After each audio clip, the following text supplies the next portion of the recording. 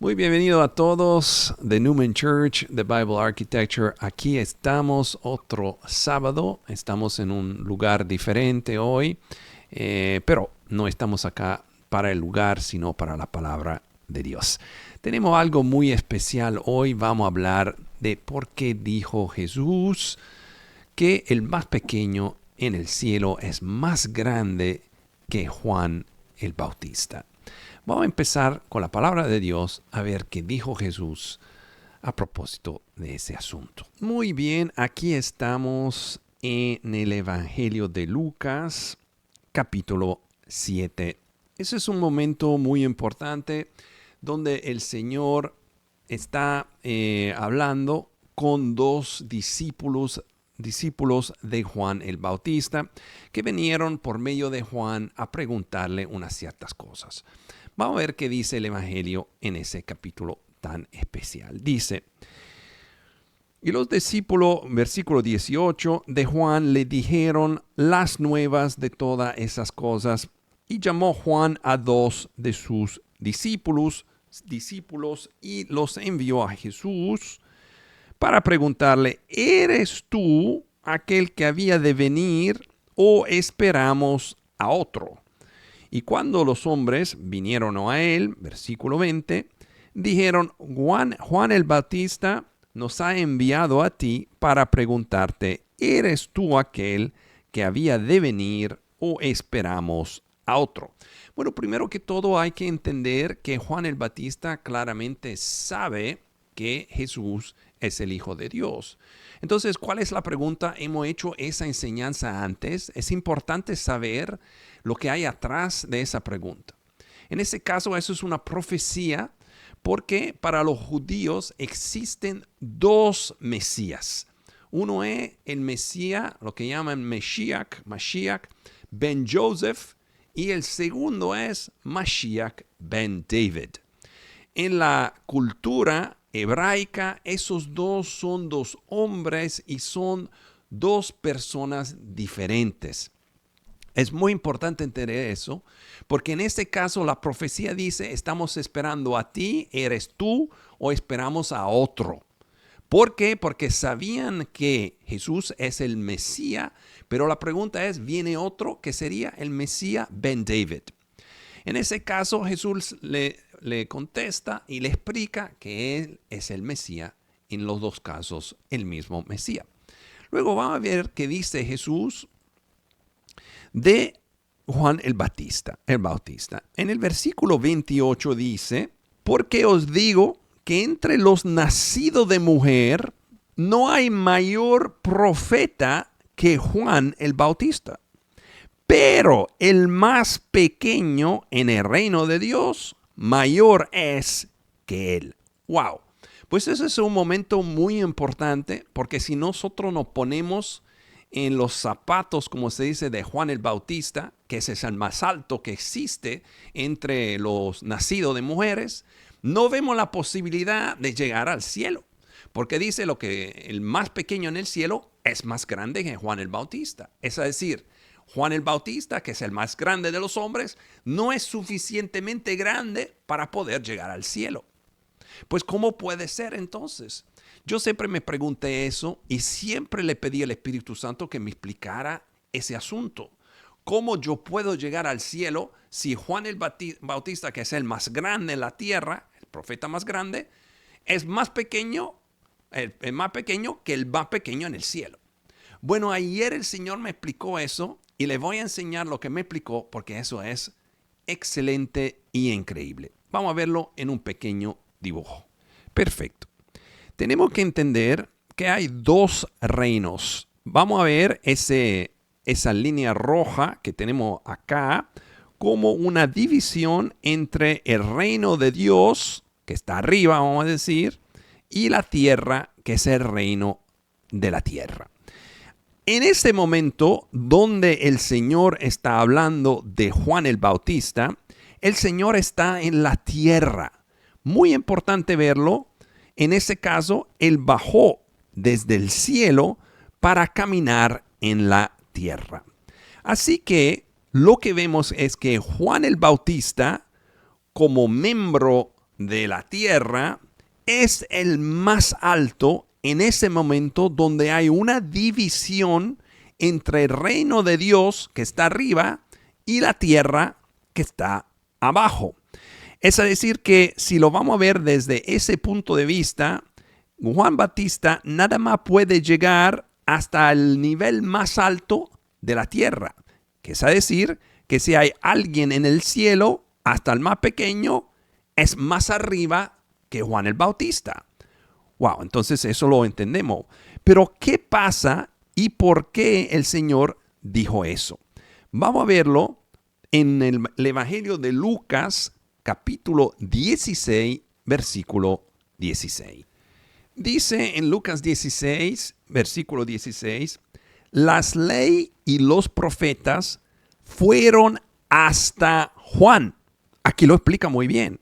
Desde entonces, es decir, después de Juan, el reino de Dios, miren que acabamos de decir que hay dos reinos, es predicado y todos se esfuerzan para o por entrar en él. Aquí entendemos una diferencia muy, muy importante. Dice el Señor que la ley y los profetas llegan hasta Juan el Bautista. Pasa algo después de Juan el Bautista, empieza algo nuevo y todos los hombres se están esforzando para entrar en el reino de Dios. Es decir, mantengan esa conexión y atención sobre la palabra esfuerzo. Es decir, están intentando hacer un esfuerzo para entrar, cuando tenemos aquí Juan el Bautista, en el reino de Dios. Vamos a verlo en el dibujo que le estoy enseñando. Entonces aquí podemos ver que la ley y los profetas llegan hasta ese raya, esa línea negra, es decir, y terminan porque empieza el ministerio de Juan el Bautista. Es decir, que los hombres se esfuerzan, esas flechitas rojas es para decir que están haciendo un esfuerzo básicamente por medio de la ley, porque llegan desde la ley a entrar adentro del reino de Dios.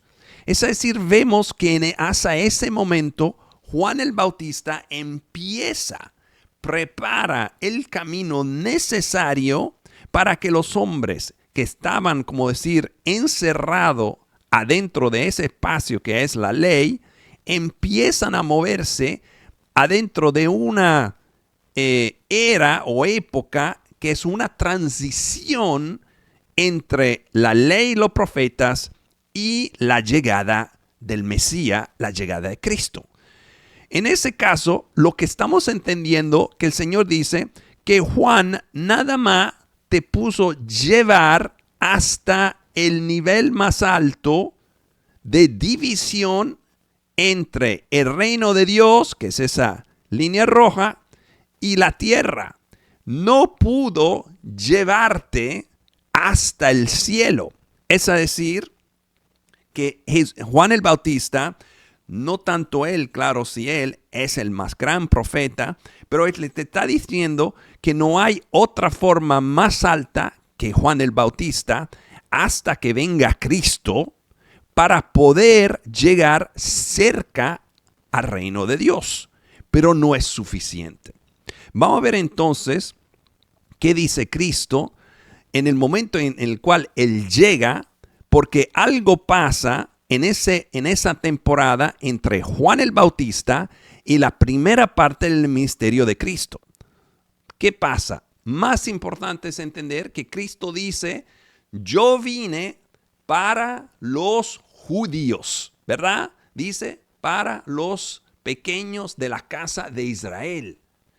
Sabemos muy bien esa situación en Mateo 15 la vamos a ver ahora, donde el Señor dice, casi al principio rechaza a esa señora, esa mujer que tenía una enfermedad, y le dice, eso no es para ti. ¿Por qué? Porque el pan es para los hijos de la casa de Israel. Vamos a ver qué dice el Señor en Mateo 15.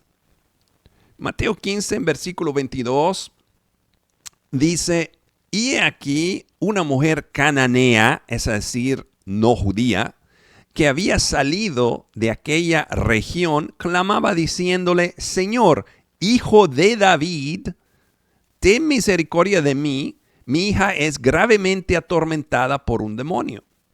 Pero él no le respondió palabra. Y sus discípulos vinieron y lo rogaron diciendo, despídela, pues da voces tras nosotros. Y él respondiendo dijo, no soy enviado sino a las ovejas perdidas de la casa de Israel.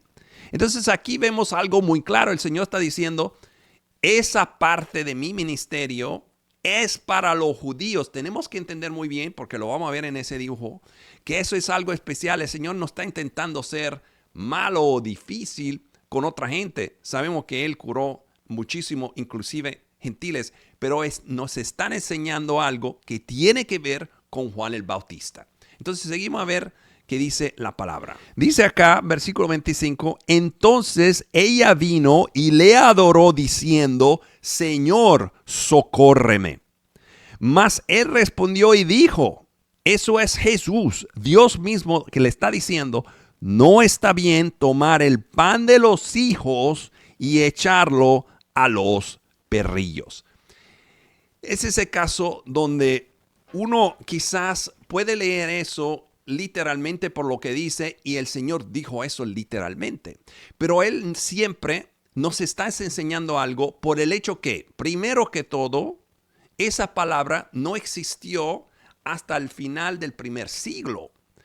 Es decir, que toda la palabra que Dios habló, que el Señor habló, era para nosotros, era para las generaciones siguientes, para que entendieran que estamos escuchando la voz de Dios, la mayoría de las cuales son profecías. Si usted me está entendiendo, digan amén, aunque no lo pueda escuchar, porque estamos viendo algo muy especial. Vamos a seguir a ver qué dice la palabra. Dice acá, versículo 27, y ella dijo, sí, Señor, mas los perrillos comen de las migajas que caen de la mesa de sus señores.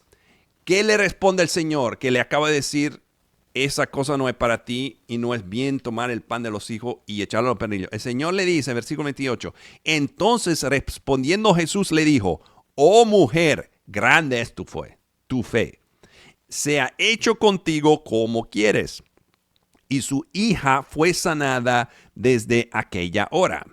Ahora se lo voy a enseñar en el diagrama para que usted empiecen a ver lo que está pasando. Entonces aquí vemos en esa parte donde hemos dejado la ley, esa línea negra, vamos a decir, esa línea negra, esa división.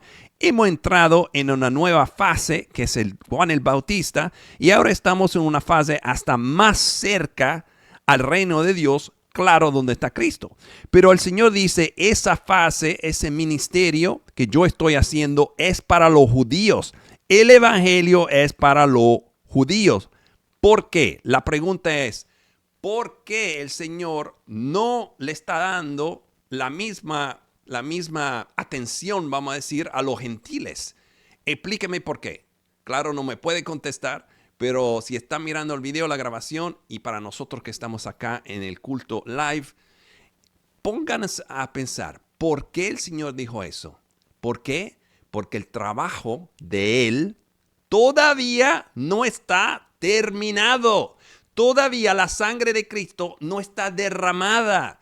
Todavía Él está vivo. Entonces, Él vino en esta primera parte, que sabemos es un par de años, 2 o 3 años, nada más para traer los judíos a volver a Dios y a reconocer que Él es el Mesías. Él no le está diciendo a la mujer, no te quiero. Le está diciendo a nosotros, en esa parte, yo vine a llamar las ovejas perdidas de Israel para que retornar, para que volvieron a Dios y a reconocer que yo soy el Mesías. ¿Están entendiendo eso? Pues es muy importante, porque ahora viene la segunda parte donde el trabajo de Él se termina, ¿dónde? En la cruz del Calvario por medio de su sangre. ¿Están entendiendo? Me digan amén si están entendiendo. Vamos a verlo en el diagrama. Es decir, aquí vemos ese momento donde la división, eso es una línea rota, vamos a decir, se abre por medio de la sangre de Jesús. Ese es el momento donde no hay más separación entre el reino de Dios y la tierra. Por eso el Señor dice, el reino de Dios está dentro de vosotros. Empezamos a entender que ese momento en la cruz es necesario para abrir las puertas de lo que sabemos se llama gracia a todas las naciones. Ese es el momento donde el Señor dice, lo vamos a ver en Juan 19:30, que todo se acabó. Vamos a verlo en Juan 19:30. Juan 19:30, estamos en ese momento tan crítico de la cruz, donde el Señor dijo en versículo 30, y cuando Jesús tomó el vinagre, dijo, consumado es decir, todo es terminado, acabado, el trabajo es completo.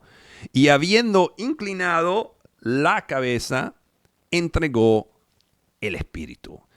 Sabemos entonces, empezamos a entender que en ese momento antes, donde el Señor dice, yo no estoy acá para los gentiles, sino vino para enseñarle a los judíos que yo soy el Mesías. Es un momento especial donde ese camino empezó por medio de Juan el Bautista. Pero Juan el Bautista no te puede traer al cielo. ¿Por qué? Porque es el más grande. Pero el que está en el cielo es más grande que Juan el Bautista. Es decir, que Juan el Bautista te puede llegar hasta Cristo. Pero desde ahí tú tienes que salirte, que entrar en el barco de Cristo para poder acceder al cielo. ¿Me están entendiendo? Por eso el Señor dijo que el más pequeño en el cielo es más grande que Juan el Bautista. No quiso decir que Juan el Bautista no es suficientemente bueno para entrar en el cielo. Quiere enseñarnos que por medio de Juan el Bautista, primero que todo, la ley y los profetas se acabaron, terminaron. Es decir, no se acabaron, sino que terminaron, llegaron hasta Juan el Bautista. Imagínense eso como si fuera un tren. Ese tren llegó hasta su destinación final. Ahí tiene que cambiar, entrar en otro tren, eso es el Juan el Bautista, que te lleva hasta otra parada y esa parada es Cristo. Por medio de esa parada, por medio de ese tren nuevo, ese barco nuevo, ahí podemos intentar a entrar al reino de Dios. Vamos a verlo otra vez aquí en el dibujo. Así que ahora entendemos que hay esas fases donde hay una división entre el reino de Dios y la tierra por medio de la ley. Entrando en la fase de Juan el Bautista, los hombres se esfuerzan a entrar al reino de Dios y solamente ahora por medio de Cristo y más importante por la cruz de Cristo, tenemos ahora unión y reconciliación y entramos en un lugar, en un espacio, vamos a decir, donde la gracia es la conexión entre el reino de Dios y la tierra. Es decir, ya esa división, esa línea roja no existe más. Vamos a ver qué dice en Colosenses 1:20. Empezando en el versículo 18, Colosenses 1, versículo 18 dice, y Él es la cabeza del cuerpo, que es la iglesia, el que es principio, el primogénito de entre los muertos. Wow, acaba de enseñarme otra cosa. Wow, qué increíble. Vamos a seguir. Para que en todo tenga la preeminencia. Dice acá, entiendan bien, que es la cabeza del cuerpo. Sabemos bien que Cristo es la cabeza y la iglesia es el cuerpo. ¿Qué dice la palabra? ¿Qué dice la palabra? Hombre y mujer se casan y serán un solo cuerpo, una sola carne, ¿verdad? Wow. Ahora lo vamos a ver y vamos a entender porque en ese mismo capítulo, Lucas 16, el Señor dijo lo que dijo del hombre y de la mujer. Ahora lo vamos a entender. Pero vamos a seguir acá primero, terminando Colosenses. Por cuanto agradó al Padre, versículo 19, que en él habitase toda plenitud y por medio de él reconciliar todas las cosas consigo. Acuérdese esa división entre la tierra y el cielo. Así que así las que están en la tierra como las que están en el cielo, exactamente como en el diagrama que le está explicando, haciendo la paz mediante la sangre de su cruz. ¡Wow! Yo no sé qué decir, pero el versículo que me dio ayer era el 21. Entonces acabamos de leer el 20 y hasta el 18, el 19, donde él nos está confirmando exactamente el dibujito que le estoy enseñando, donde por medio de esa sangre, esa división ya no existe más. Gloria a Dios. Así que versículo 21, ese es el versículo que el Señor me dio ayer, dice, y también a vosotros que erais en otro tiempo extraños y enemigos en vuestra mente por las malas obras, ahora os has reconciliado. ¿Qué cosa es increíble? En el versículo 18 acabamos de leer, es la cabeza del cuerpo, es decir, que la iglesia y Cristo forman un solo cuerpo, cabeza y cuerpo, ¿verdad? Perfecto. Se lo voy a enseñar en esa otra escritura. Perfecto. Acabamos de leer Lucas 16, ¿verdad? Donde dijo, la ley y los profetas fueron hasta Juan. Acabamos de leerlo, ¿verdad? Desde entonces, el reino de Dios es predicado y todos se esfuerzan en entrar por él. Pero sí, vamos a seguir leyendo, dice, pero es más fácil, versículo 17, que pasen el cielo y la tierra que fallar una tilde de la ley. Esperen ahí, ¿verdad? Porque estamos hablando del tema de la ley, Juan el Bautista. Ahora vamos a ver qué dice el versículo siguiente, porque supuestamente parece que como que no tenga nada que ver. Vamos a verlo. Porque aquí dice, en el versículo 18 dice, cualquiera que repudia a su esposa y se casa con otra, comete adulterio. Y el que se casa con la repudiada del marido, comete adulterio. Ahora, acabamos de leer en Colosenses que el Señor nos acuerda que Él es la cabeza y la iglesia es el cuerpo. Y cuando la cabeza y el cuerpo se unen, ya no se puede más separar. Y en ese caso, esa referencia a ese tema de divorcio, vamos a decir, es para decirnos, como sabemos de Mateo 19 o Mateo 5, por ejemplo, que lo que Dios unió, juntó, no se puede separar. Y eso lo vemos exactamente por medio de la sangre de Cristo, aquí en el dibujo. Esa unión es creada por medio de la sangre de Cristo. Es decir, que ese matrimonio ya no se puede romper. ¿Por qué? Porque gracias a la sangre de Cristo que compró su iglesia por medio de su sangre, Él reconcilió el cielo y la tierra juntos. Así que la iglesia, los que creen en Él, van a ser un solo cuerpo con Cristo. Ahora empezamos a entender exactamente cómo ha trabajado esa historia desde la ley y los profetas, por medio de Juan el Bautista hasta Cristo, primera parte de su ministerio, para llegar a la gracia, que es ese momento donde la unión entre Dios y los hombres está básicamente, es permanente y no puede cambiar. Entonces entendemos ahora que en esa segunda fase, Juan el Bautista, hemos entendido primera fase, luego viene el ministerio de Cristo para los judíos. ¿Cómo entramos en la época de la gracia?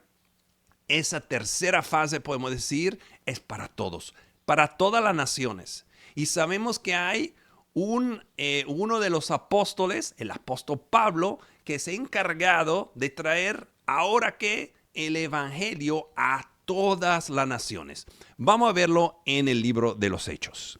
Aquí estamos en ese capítulo tan famoso donde el apóstol Pablo se encuentra con esa visión del Señor Jesús en su camino a Damasco.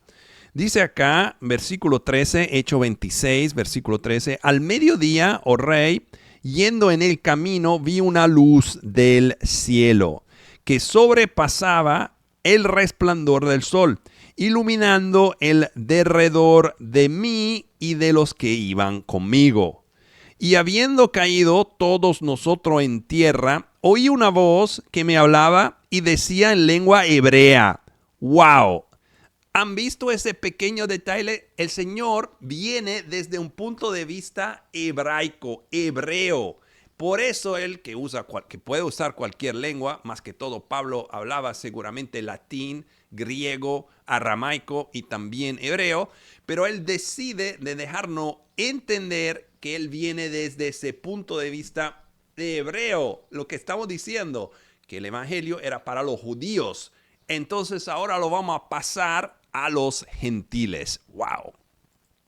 Dice acá, hablando en lengua hebrea, Saulo, Saulo, ¿por qué me persigues?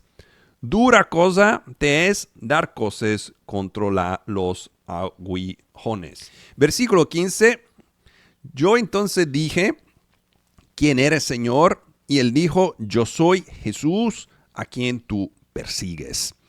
Versículo 16, pero levántate y ponte sobre tus pies, porque para esto te he aparecido, para ponerte por ministro y testigo de las cosas que has visto y de aquellas en que me apareceré a ti. Es decir, profecías y misterios que él le va a revelar en un otro tiempo más en el futuro. Versículo 17 dice, librándote de este pueblo y de los gentiles a los cuales ahora te envío, para, versículo 18, que abras sus ojos para que se conviertan de las tinieblas a la luz y de la potestad de Satanás a Dios, para que reciban por la fe que es en mí perdón de pecados y herencia entre los santificados. ¡Wow! ¡Qué capítulo importante! Porque así vemos esa secuencia exacta donde el Señor está haciendo el trabajo necesario que Dios le envió a hacer para convertir a Israel, primero que todo, y luego por medio de su muerte y de su sangre derramada y la resurrección, convertir y llamar a todas las naciones por medio de la llegada del Espíritu Santo, porque vemos que eso es el trabajo del Espíritu Santo. Si el Señor hizo su parte, que es derramar la sangre y resucitar, luego viene el trabajo del Espíritu Santo, que bajando no hay más, como decir, división entre el cielo y la tierra en el sentido espiritual de acceso a Dios. Ahora viene el Espíritu Santo, entra dentro de los corazones y por medio del Evangelio, de la palabra de Dios, los gentiles empiezan a creer y toman acceso al reino de Dios, sin necesitar pasar más por medio de Juan el Bautista. Vamos a ver entonces qué nos dice el Señor de esa temporada, que es la temporada de los gentiles, y cuándo será terminada. Ok, aquí estamos en el capítulo 24 de Mateo. Sabemos que es un capítulo muy crítico para lo que es los últimos días, donde el Señor nos enseña la llegada, la segunda venida de Él. En ese capítulo hay muchas cosas, no vamos a cubrir el capítulo entero, sino nos vamos a enfocar en esa parte donde el Señor le dio a Pablo, bueno, el Espíritu Santo trabajando por Pablo, el cómpito, la tarea de explicar y traer el evangelio a todas las naciones. Dice acá en versículo 10, donde el Señor nos explica los últimos días, dice, y entonces muchos se escandalizarán y se entregarán unos a otros, y unos a otros se aborrecerán. Versículo 11, y muchos falsos profetas se levantarán y engañarán a muchos. Versículo 12, y por haberse multiplicado la maldad, el amor de muchos se enfriará. Versículo 13, mas el que perseverare hasta el fin, este será salvo. Y aquí, versículo 14 nos dice, y será predicado este evangelio del reino en todo el mundo para testimonio a todas las naciones. Y entonces vendrá el fin. Aquí vemos exactamente esa figura del ministerio, de la tercera parte del ministerio de Cristo, podemos decir. La primera parte, cuando Él caminó en la tierra para los judíos, ¿verdad? La segunda parte, por medio de su resurrección y la sangre derramada en el Calvario, es abrir la puerta, romper la división entre hombre y Dios. Y la tercera parte, por medio del trabajo del Espíritu Santo, el Evangelio y la gracia de Dios es dado a todas las naciones. Pero aquí dice el Señor que en ese momento, vamos a verlo otra vez, dice versículo 14, será predicado ese evangelio del reino en todo el mundo para testimonio, escuchen bien, a todas las naciones. Ahora, esas naciones en el griego, porque sabemos que el Nuevo Testamento fue escrito en griego, es etos. Etos es naciones, pero etos es en realidad como etnicidad, podemos decir, es razas. Entonces, a todo tipo de gente. No está diciendo necesariamente que todo lo pequeño pueblo de cada nación tiene que haber escuchado la palabra. No está diciendo eso. Está diciendo que todas las razas, todo tipo de personas han tenido un chance de escuchar la palabra de Dios como testimonio. Es decir, no es la responsabilidad de la iglesia llegar a todas las personas, sino es que traer el evangelio para todos, que es decir, es abierto para todos. No es más específico para los judíos, sino es para todos. ¿Me están entendiendo? Porque eso es muy importante. Porque cuando vemos eso en el contexto de lo que el Señor nos explica en Mateo 24, de guerra y naciones contra naciones, estamos viendo lo que está pasando en Israel, hemos visto lo que ha pasado en los últimos 2-3 años, sabemos que estamos en los últimos días. ¿Por qué? Porque aquí nos dice que cuando ese evangelio será escuchado por todo tipo de gente, ahí viene el fin. Y ese fin, cuando lo vemos en el griego, es telos, y telos es la misma palabra que es consumación. Consumación es la misma palabra que vemos en Daniel 9:27, donde nos anuncia el fin que llega por medio del anticristo en lo que se llama la última semana de Daniel. Así que estamos muy cerca al fin, pero más que todo estamos entendiendo que el Señor nos está abriendo el conocimiento, el entendimiento a su palabra. Y eso toma tiempo. Yo le pregunté al Señor, por favor, explícame por qué Juan el Bautista, que es el más alto de los hombres, no es tan bueno como el más pequeño en el cielo. Y eso tomó, yo creo, hasta 3 años. Hasta que ayer me enseñó exactamente lo que él nos estaba enseñando. Es decir, no es tanto que él personalmente es menos bueno de alguien que ya está en el cielo, sino que es por medio del bautismo de Juan, nada más tú puedes llegar a esa división, esa barrera, esa frontera entre el cielo y la tierra, que no hay otra forma que no sea la palabra de Dios, la sangre de Cristo y la gracia que Él nos dio por medio del trabajo del Espíritu Santo.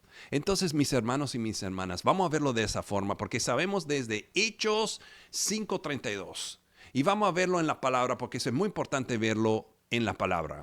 Hechos 5:32 dice, y nosotros somos testigos suyos de esas cosas, y también el Espíritu Santo, el cual ha dado Dios a lo que obedecen.